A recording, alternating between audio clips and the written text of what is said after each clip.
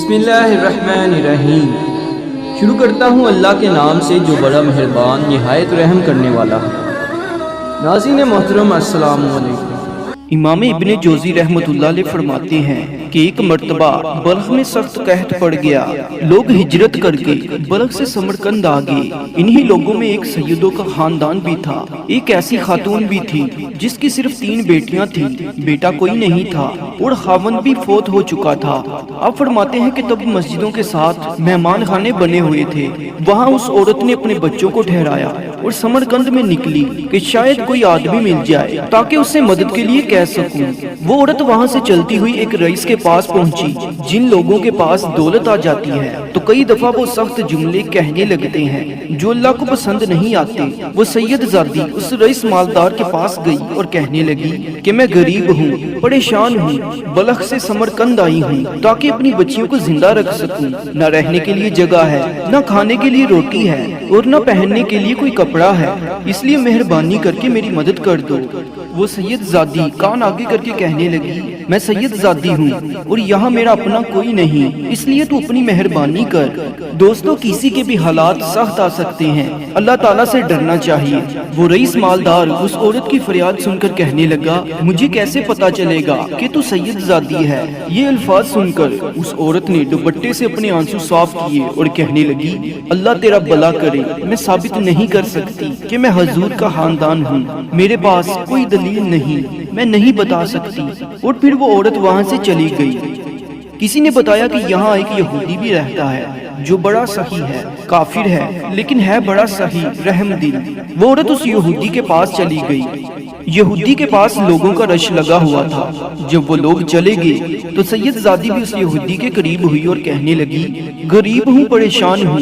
یہودی کہنے لگا بی بی میں نے تمہیں پہلے کبھی نہیں دیکھا، تو سمرقند کی نہیں لگتی، تو کون ہے، کہاں سے آئی ہے؟ تو وہ عورت کہنے لگی تعارف نہ ہی پوچھے تو اچھا ہے۔ یہودی حیران ہوا کہ عورت اپنا تعارف کیوں نہیں کروا رہی۔ اس نے پھر پوچھا کہ اگر پتا چل جائے تو کون ہے، تو ہو سکتا ہے میں تمہیں پہلے سے جانتا ہوں۔ وہ عورت کہنے لگی میں مسلمانوں کے نبی کی اولاد ہوں۔ یہودی نے حیرانگی سے پوچھا پیغمبر خدا کی اولاد؟ اور پھر اپنی جگہ سے اٹھ کر کھڑا ہو گیا، اس سید زادی کو اپنے ساتھ لیا اور گھر میں لے آیا۔ گھر پہنچ کر اپنے گھر والوں سے کہنے لگا جو صاف ستھرا کمرہ ہے اسے پھر دو ڈال لو۔ اس یہودی نے کمرہ دھلوایا، صاف کروایا، پھر اس سید زادی سے کہنے لگا میرے گھر کے برتن صاف ستھرے نہیں ہیں، میں آپ کے لیے نئے برتن نہ خرید کے لا دوں۔ پھر وہ بازار سے نئے برتن لے آیا اور اپنے بچوں سے کہنے لگا اونچا نہ بولنا، آج ہمارے گھر میں سید زادیاں آئی ہیں، یہاں کوئی شخص اونچی آواز میں بات نہ کرے۔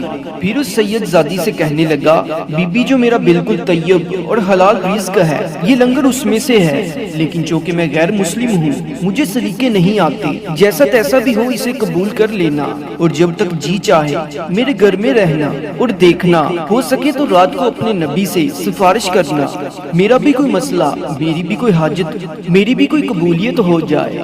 ادھر دوسری طرف وہ رئیس دولت مند رات کو جب سویا تو دیکھتا ہے کہ جنت سجی ہوئی ہے، لوگ جنت میں جا رہے ہیں، لوگ قطاروں میں کھڑے ہیں، نبی پاک صلی اللہ علیہ وآلہ وسلم لوگوں کو جنت میں بھیج رہے ہیں۔ وہ کہتا ہے میں بھی دوڑ کر قطار میں لگ گیا، فرشتے نے میرا بازو پکڑ لیا، میں دوڑ کر نبی پاک کی بارگاہ میں گیا اور کہنے لگا حضور سارے لوگ جنت میں جا رہے ہیں لیکن یہ فرشتہ مجھے جنت میں جانے نہیں دیتا۔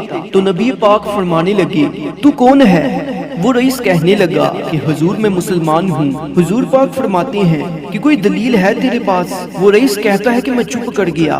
حضور فرمانے لگے کہ میری بیٹی تیرے دروازے پر آ ہی گئی تھی تو دلیلیں پوچھنے لگ گیا۔